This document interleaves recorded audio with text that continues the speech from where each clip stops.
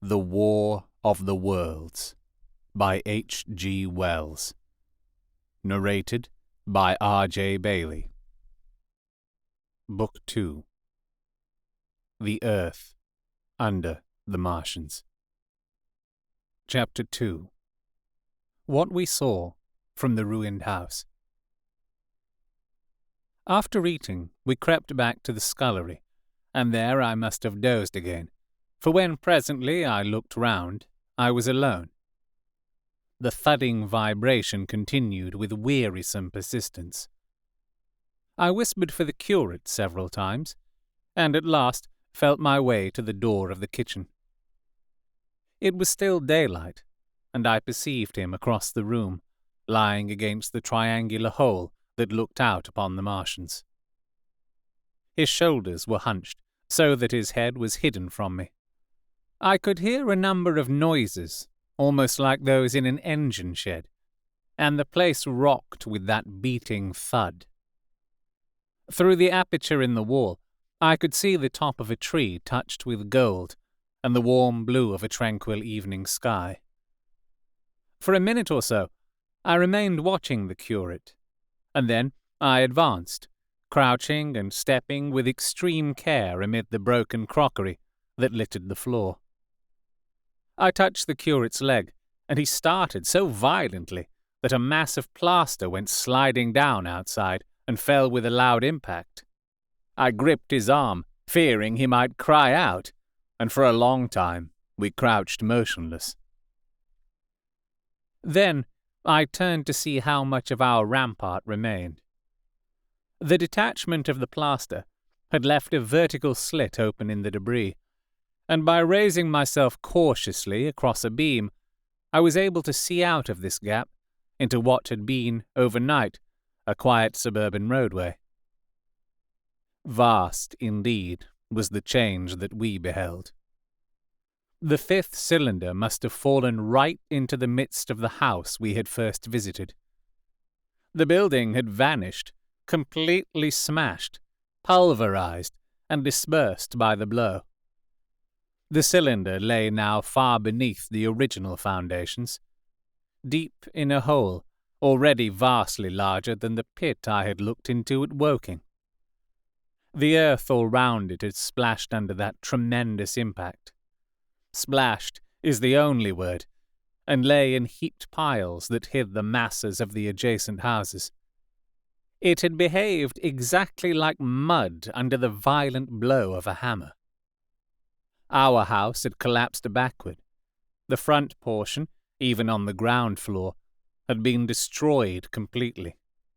By a chance, the kitchen and scullery had escaped, and stood buried now under soil and ruins, closed in by tons of earth on every side, save towards the cylinder.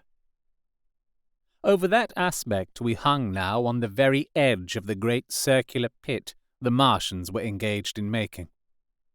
The heavy beating sound was evidently just behind us, and ever and again a bright green vapor drove up like a veil across our peephole. The cylinder was already opened in the centre of the pit, and on the farther edge of the pit, amid the smashed and gravel-heaped shrubbery, one of the great fighting machines, deserted by its occupant, stood stiff and tall against the evening sky.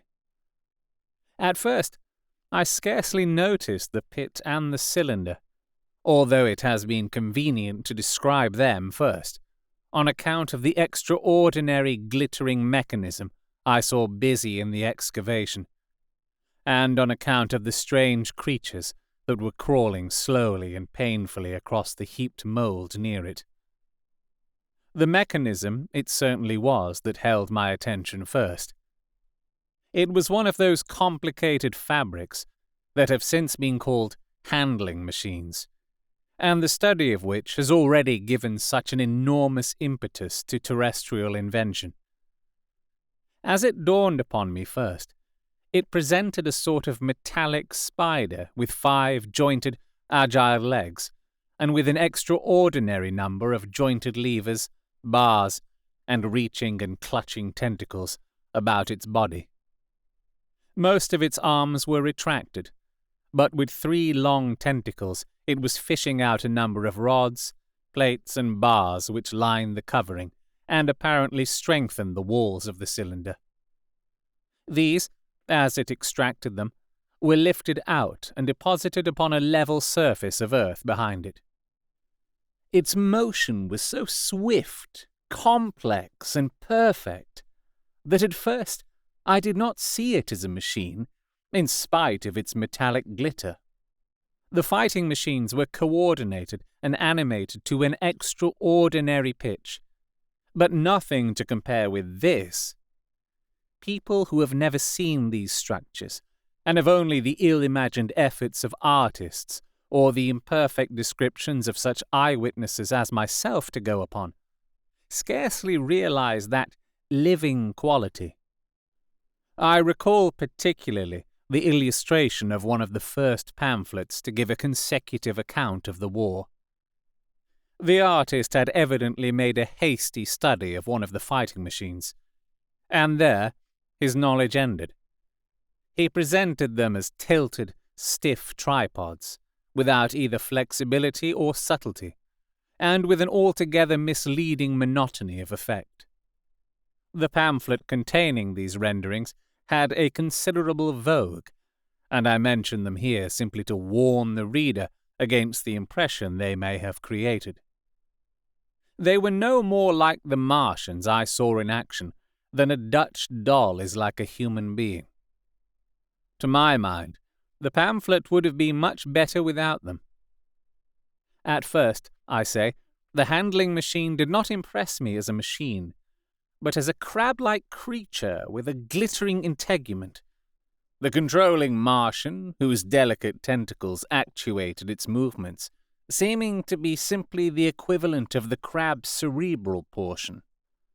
But then I perceived the resemblance of its grey-brown, shiny, leathery integument to that of the other sprawling bodies beyond, and the true nature of this dexterous workman dawned upon me.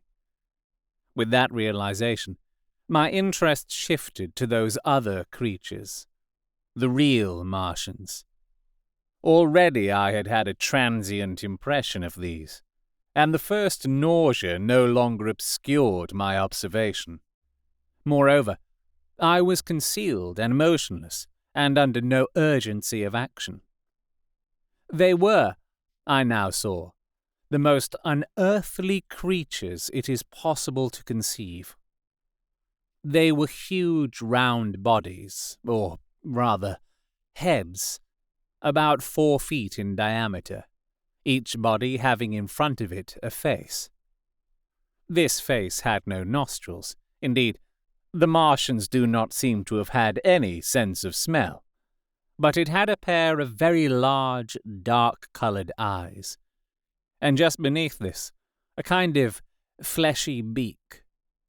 In the back of this head, or body, I scarcely know how to speak of it, was the single tight tympanic surface, since known to be, anatomically, an ear, though it must have been almost useless in our dense air.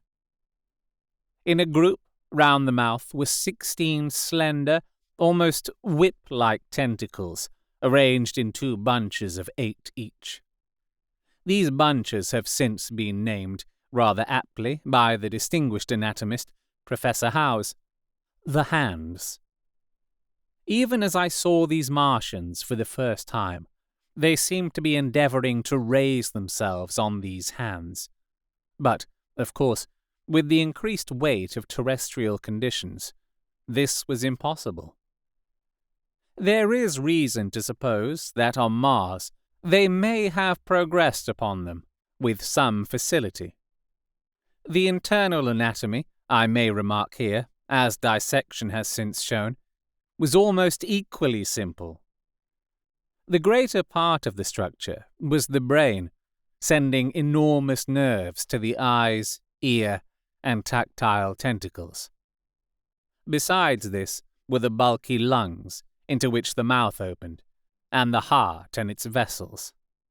The pulmonary distress caused by the denser atmosphere, and greater gravitational attraction was only too evident in the convulsive movements of the outer skin.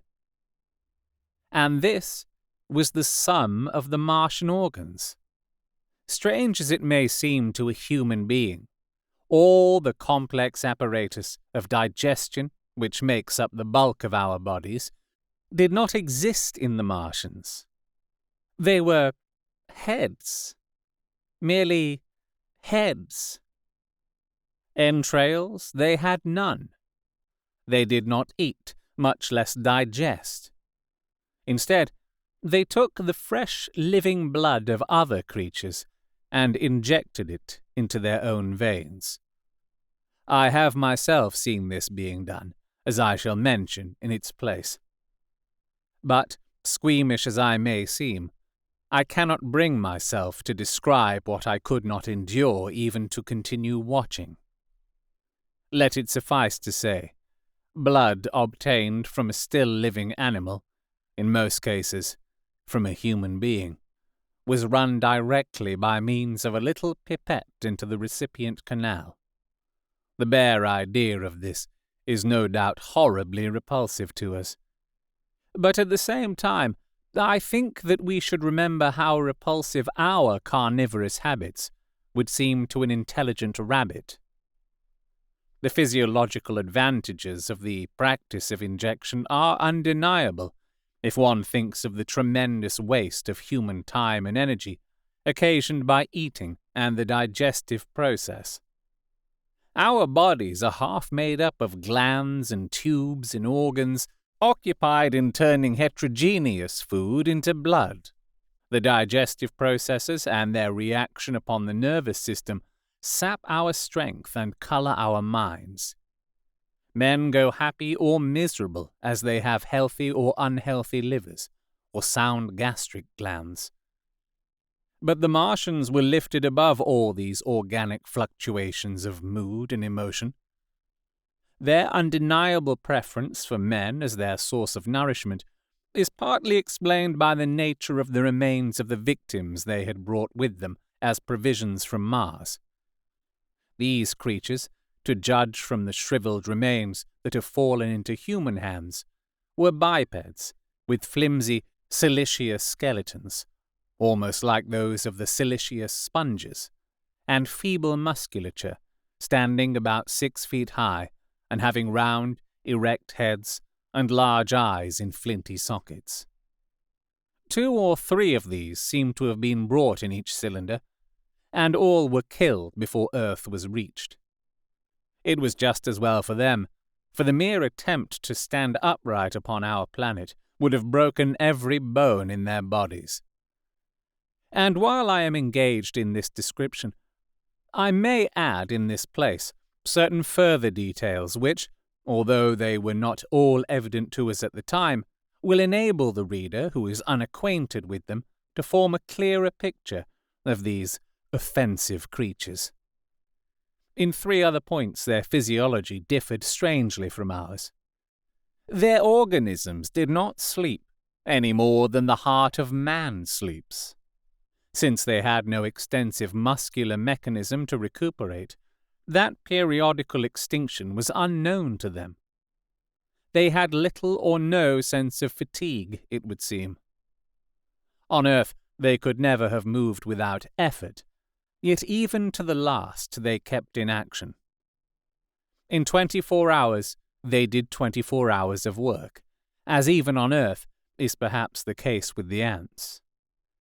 In the next place, wonderful as it seems in a sexual world, the Martians were absolutely without sex, and therefore without any of the tumultuous emotions that arise from that difference among men. A young Martian, there can now be no dispute, was really born upon Earth during the war, and it was found attached to its parent, partially budded off, just as young lily bulbs bud off, or like the young animals in the freshwater polyp.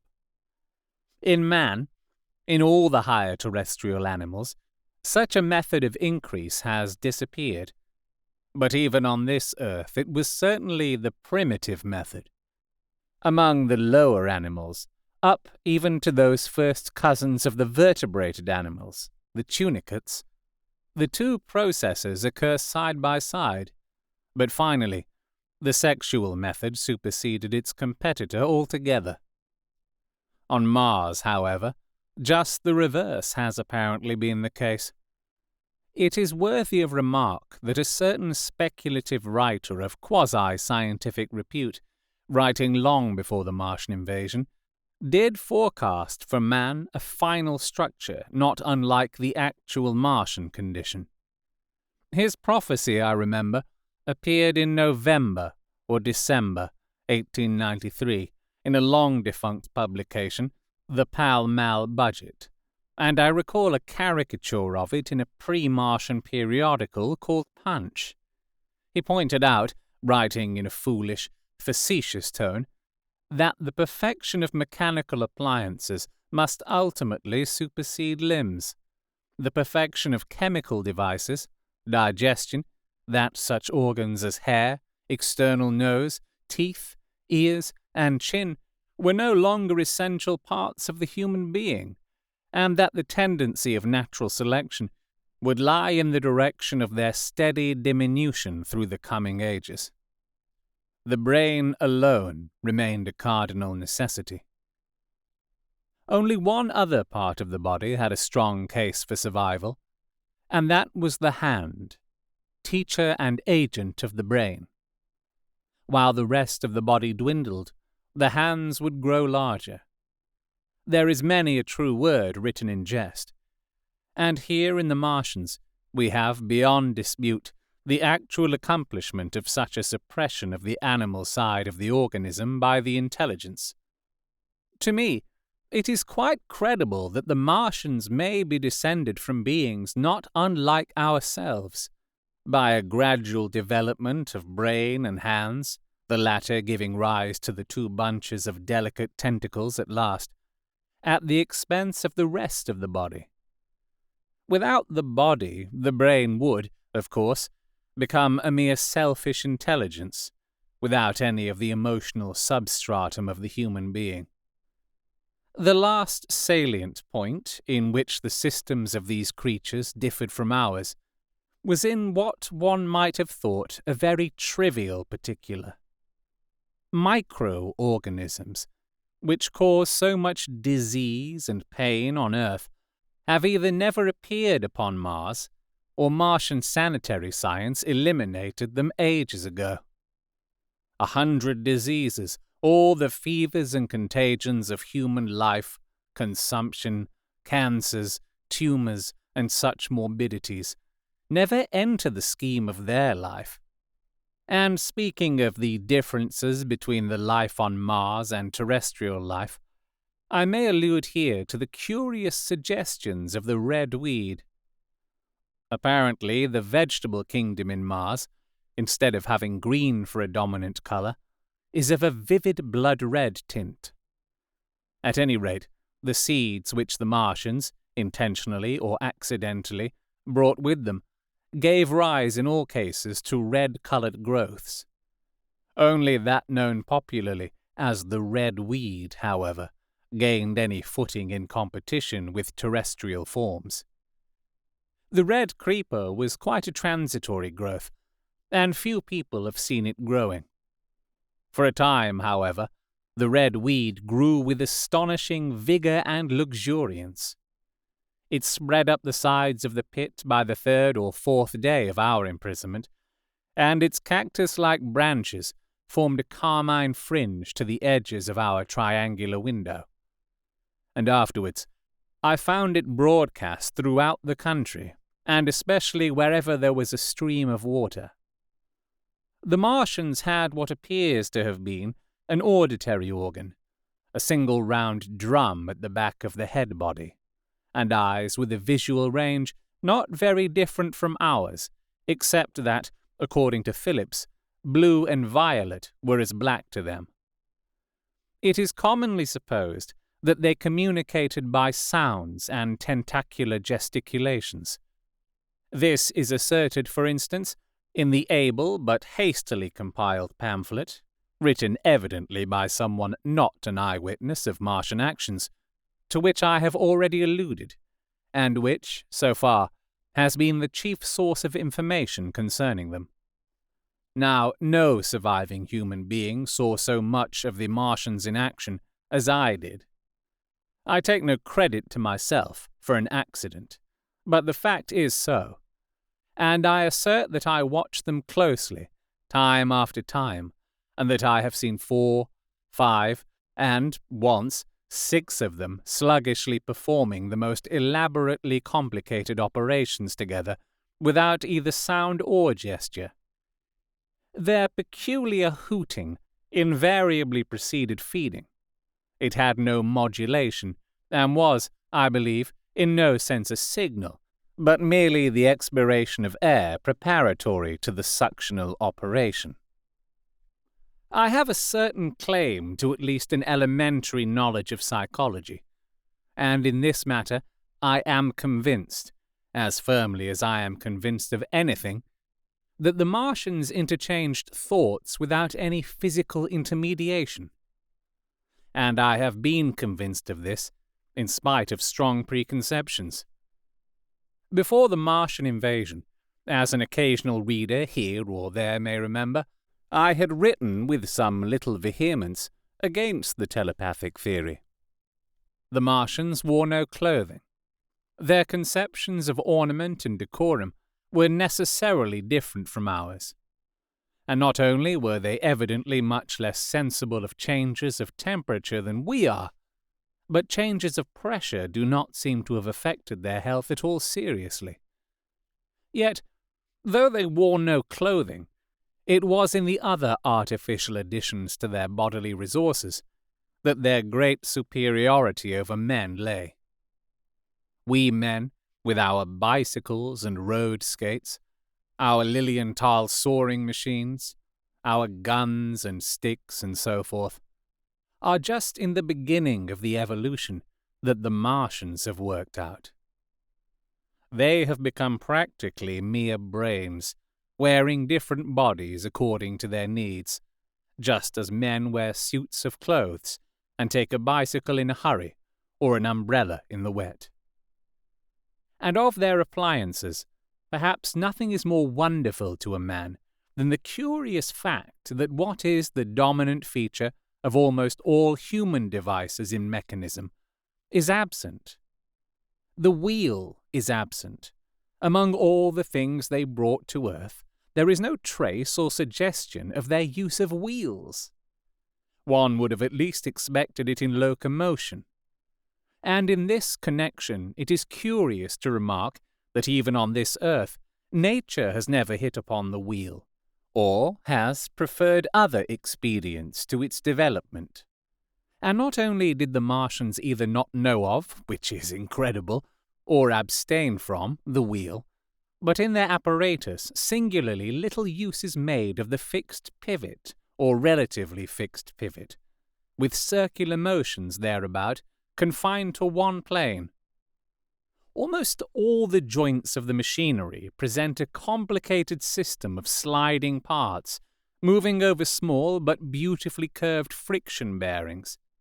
And while upon this matter of detail, it is remarkable that the long leverages of their machines are in most cases actuated by a sort of sham musculature of the discs in an elastic sheath. These discs become polarized and drawn closely and powerfully together when traversed by a current of electricity.